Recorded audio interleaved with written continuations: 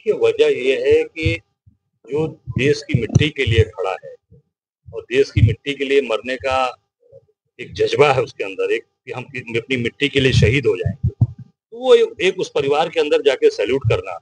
बार बार मुझे अगर अवसर मिलेगा तो मैं बार बार इटावा की भूमि को नमन करूंगा, इटावा के बहादुरों को नमन करूंगा और उस मिट्टी को नमन करूंगा जहाँ ऐसे बहादुर हमारे सैनिक और सेना के जवान जहाँ पैदा होते हैं, उस धरती को जरूर नमन करूंगा।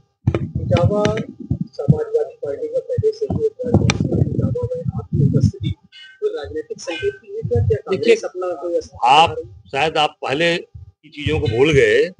ये कांग्रेस का गढ़ रहा है। कांग्रेस की स्थापना इसी इटावा से हुई थी, इसी इटावा से हुई थी। तो निश्चित तौर से अपनी मिट्टी पे आना, अपने लोगों से मिलना, ये हमारा परिवार जहाँ आज आए हैं अंबुज त्रिपाठी के घर पर, निश्चित तौर से ये परिवार है और लोग पुराने लोग हैं, निश्चित तौर से हम आएंगे। और देखिए, ये तो काम करते करते एक दूसरे के साथ जुड़ने का अवसर मिलता है और हम लोग निश्चित तौर से यहाँ से हैं, आज उस परिवार में आ रहे हैं और कांग्रेस पार्टी अपने कार्यकर्ताओं के साथ खड़ी है, देश के जो अपने सेना के जवान शहीद हैं उन परिवार के साथ। लेकिन समाजवादी पार्टी के साथ क्या कोई राजनीतिक गठबंधन?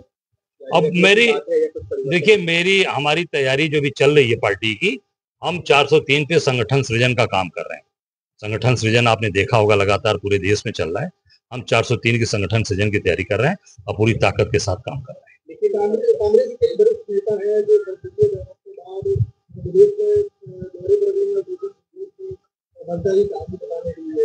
देखिए, मैं इतना ही कहना चाहूंगा कि जो ऑपरेशन सिंदूर, जो मोदी जी और बड़ी बड़ी बात बोल रहे हैं, सेना के जवान को सैल्यूट करना चाहिए।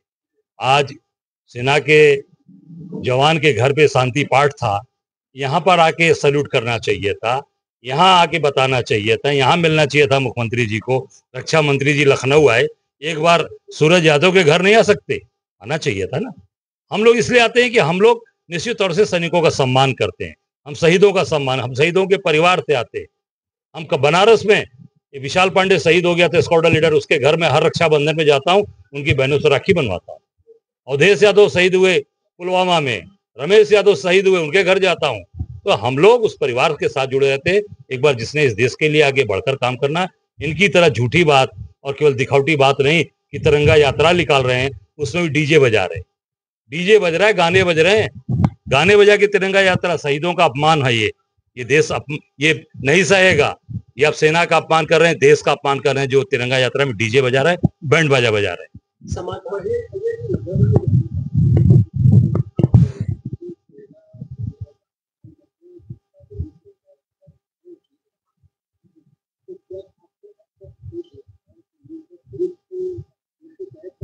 बिल्कुल, आप देख सकते हैं जिस तरीके से तिरंगा यात्रा निकाल के आप आज शहीद के परिवार में शांति पाठ था, मैं तो लखनऊ से चलकर आया, उस परिवार के अंदर जाके मैंने नमन किया। तो आज तिरंगा यात्रा लेके उसके परिवार में पहुंचना चाहिए था ना, रक्षा मंत्री जी को, मुख्यमंत्री जी को, प्रधानमंत्री जी को। उस परिवार को आगे नमन करें जिस परिवार के बच्चे ने इस देश के लिए अपनी आहुति दी।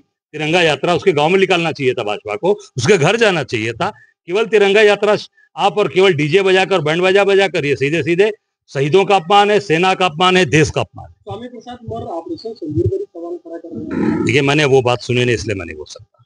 कांग्रेस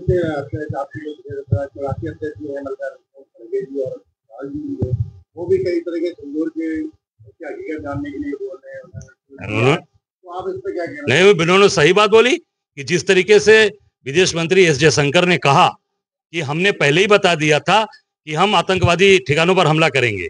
तो आप जो आतंकवादियों को पनाह दे रहा है देश, जो आतंकवादियों को पोषित कर रहा है, अगर उनको आप बताएंगे तो आतंकवादी अड्डों को मिलेंगे। यही राहुल जी ने उनकी जो उन्होंने कहा था एस जयशंकर विदेश मंत्री ने, उसी बात पर राहुल जी ने सवाल पूछा है। तो आपको क्या लगता है सेना ने जो जवाब दिखाए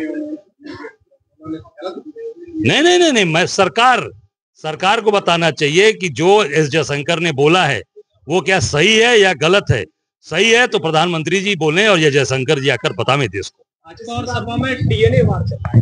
मैं तो नहीं कहना चाहूंगा, किसी का भी अपमान नहीं करना चाहिए, एक दूसरे का जरूर व्यक्तिगत रूप से सम्मान होना चाहिए। किसी के ऊपर भी आप किसी का भी अपमान न करें, ये मैं कहना चाहूंगा।